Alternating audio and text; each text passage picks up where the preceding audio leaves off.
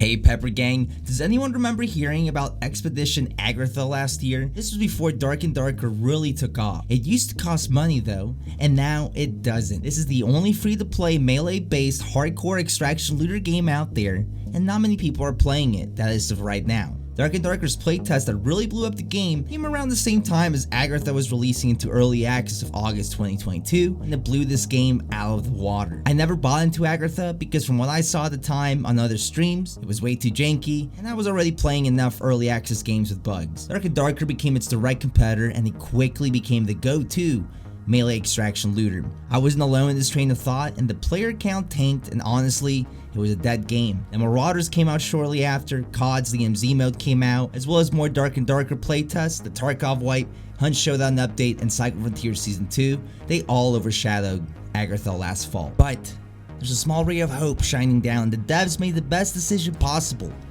Go free to play. The day it went free to play, it broke its tiny small player peak, and word got around that it's free.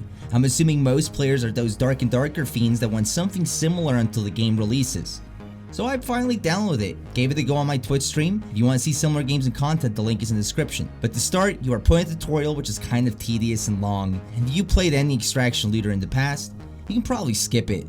I quit halfway, I just wanted to raid. The Hideout is a ship where you have to run and unlock all your traders, get quests, and access your stash. And the novelty of the ship does wear off after a while, but you can access everything you need by hitting tab, which is nice. You won't always need to run everywhere. There's crafting, upgrades you have to make to your crafting tables, leaderboards of all kinds, and there's even a skill tree in development as well. When it comes to the raids, this game has mercenary runs, your main character raids. Initially, you only get one map to play in until you lock and acquire the necessary keys to enter the other map. Like other games, you spawn in, do quests, fight enemies, players, and NPCs alike, loot, and extract at a campfire on the outskirts of the map. I noticed typically the best loot and most dangerous PvE areas were towards the middle of the map of this island, and when it came to player interactions, PvP, VoIP did allow me to defer real players from bots because it was hard to tell many times. The other type of raids are my favorite. They are Freebooter raids, which is what Tarkov scav runs are in the Cycle's new free loadout raids. You can't go to every map with them, only the initial one,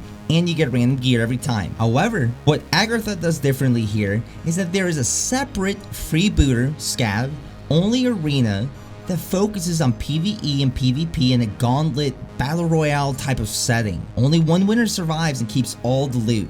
Only, again, the scavs, freebooters can access this, not your main characters. It's the only game that does this type of unique arena within the game. And I found myself playing this mode the most just to get the hang of the combat because I'm pretty bad when it comes to these type of games. So you got the overview of the game, let's look at some pros and cons. I already mentioned some of these positives, but I think the freebooter runs are a great way for people to practice, learn the game in a riskless setting, and it certainly helped me. I like their own spin by having the scav run only arena. Just imagine a scav only arena in Tarkov. It would be pretty cool. This one's a little more obvious, but it's free. The other extraction games that are free are FPS games like the Cycle Frontier and Lost Light, so having a free melee version in the genre can definitely succeed. Eventually, when Dark and Darker does release, and it does cost money unless something changes between now and then, people that don't like to spend money can try something similar in Agartha. For a free game, I've definitely played worse. Now I find the loot system is quite simple, which is a pro. I found it easy to comprehend. I like how many ways I can sort my stash, including by value, which helped me learn the tier colors and figure out what's common loot. I also like the variety of loot containers around the map when you're looting, and it has the quality of life keybinds we prefer in this genre when it comes to quick looting.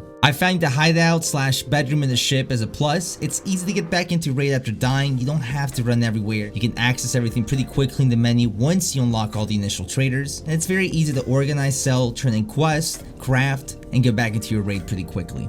This game has VoIP, which I find is a big plus. Made for some really fun interactions and moments. Not too many people used it. It is a smaller population, and most were kind of friendly when they did. No man, I'm just trying to do some freebooter shit. Oh, okay. Like I said before, it did help me many times distinguish between a player and an NPC bot. Now those were the positives, but not everything is fine and dandy. Here are some downsides. The game needs polishing. It definitely looks better than what I saw last year in August. They fixed a lot and there's clear improvement since early access release. If the devs can keep polishing the game and hopefully are able to market it a bit, they can save their game. Another downside is that this is a straight competitor with Dark and Darker. That game is special, it's highly anticipated, and it looks to have set the standard for what a melee extraction looter game can be. Everyone will compare Agartha to Dark and Darker until the end of time, but this game is unique enough and different enough to D&D that it has an opportunity to grow a community around it. Another downside I noticed, there is an occasional rubber banding in the matches. It comes with polish, but I felt many lag spikes when I played, making it hard to fight NPCs sometimes and sometimes even PvP.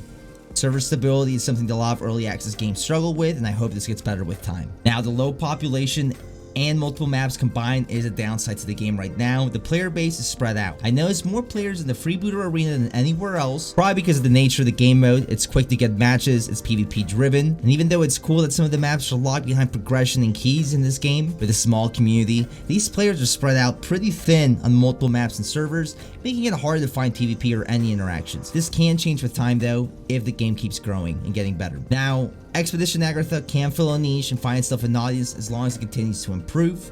Becoming free to play was a major step in saving the game, and once D&D releases and costs money, players that don't want to spend money will have a free option that's similar. I'm not sure if I will be grinding this game very much and how much time I will invest into it. I enjoyed it for the most part and I would like it to succeed. I like rooting for the underdogs. With time, we will see if Expedition Agartha is here to stay in this emerging genre, or if it's going to be one of the first to rise and flop. I appreciate you watching this far. Good luck if you give the game a shot. Thank you, and if you want more extract looter shooter content, check out this video at the end. Have a wonderful day.